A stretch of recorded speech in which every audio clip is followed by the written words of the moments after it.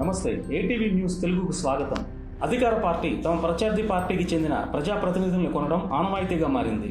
అధికారం లేకుండా ప్రతిపక్ష స్థానంలో కూర్చోడానికి నాయకులు అసౌకర్యంగా ఫీల్ అవుతున్న పరిస్థితి కళ్ళెదుటే కనిపిస్తుంది. తాజాగా వైసీపీ రాజ్యసభ సభ్యులను కొనుగోలు చేయడానికి టీడీపీ సిద్ధమైందా అనే సందేహాలు పలువురిలో కలుగుతున్నాయి. దానికి అవునని వైసీపీ అధికార పత్రిక ఒక కథనం చెబుతుంది. ఇవాల్టి సాక్షి పత్రికలో వైసీపీ రాజ్యసభ సభ్యుల కొనుగోలుపై ఒక కథనం వెలువడింది.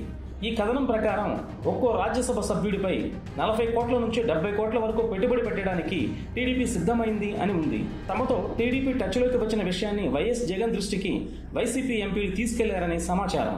అందుకే సొంత పత్రికలో కథనం రాయించినట్లు వైసీపీ నాయకులు చెబుతున్నారు. రాజ్యసభలో టీడీపీకి చోటు లేదు. వైసీపీకి 11 మంది సభ్యుల బలం ఉంది. ఏపీలో ఎన్డీఏ కూటమికి అపరిమితమైన ఎమ్మెల్యే బలం ఉన్నప్పటికీ రాజ్యసభలో చోటు దక్కాలంటే మరో 2 ఏళ్లు ఆగాల్సిందే. అంతవరకు వేచి చూసే ఓపిక టీడీపీలో కనిపించట్లేదేమో. దీంతో చంద్రబాబు తన మార్పు ఫిరాయింపుల పర్వానికి తెరలేపినట్టుగా వైసీపీ ఆరోపిస్తుంది.